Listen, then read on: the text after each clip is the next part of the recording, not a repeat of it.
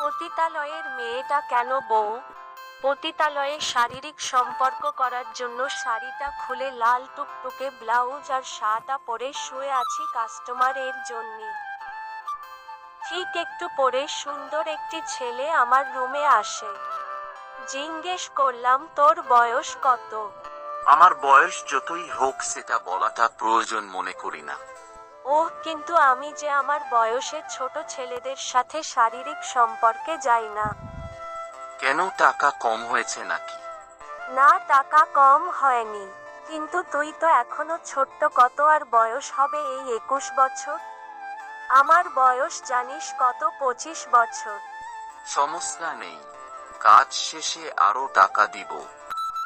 কথাটি বলেই আমার উপরে ঝাঁপিয়ে পড়ে পাগলের মতো কিস করতে থাকে আমার সারা শরীরে।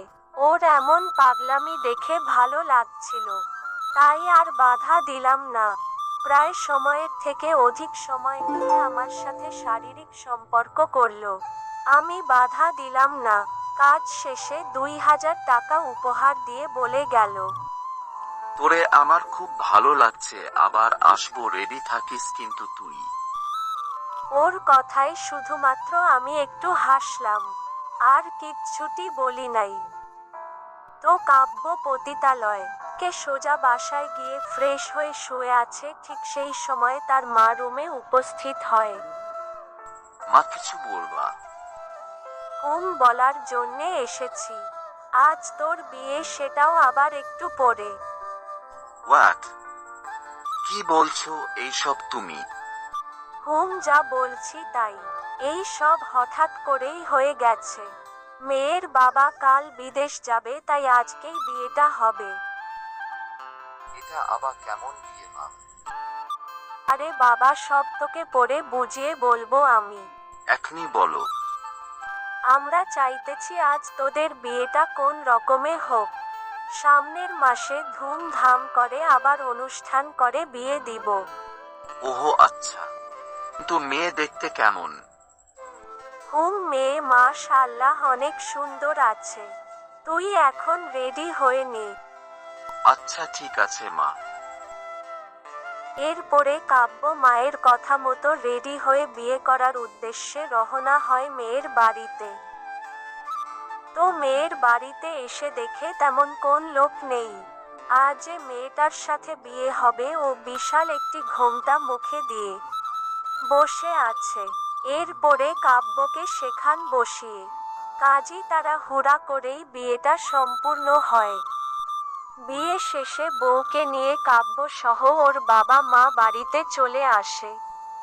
কাব্য ভাবতেই পারতেছে না এই 2-3 ঘন্টার মাঝে কি থেকে কি হয়ে গেল। সব যেন মাথার উপর দিয়ে চলে গেল। তো বাসায় আসার পরে বউকে কাব্যের রুমে নিয়ে যাওয়া হয়। বেশ কিছুক্ষণ পরে, কিরে কাব্য, তুই এখনো বাহিরে কি করিস? ভিতরে যা, বউ মা অপেক্ষায় আছে। যাচ্ছি মা। এটা বলেই কাব্য রুমের ভিতরে চলে আসে। কাব্যে মনে শুধুমাত্র একটাই প্রশ্ন, আল্লাহ, বউ জানি কেমন।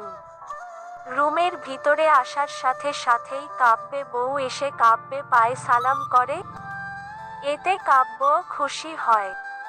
এরপরে কাব্য বউয়ের ঘোমটাটা তোলার সাথে সাথেই খুব বড় একটি শট খায়। এই এই তুমি এখানে?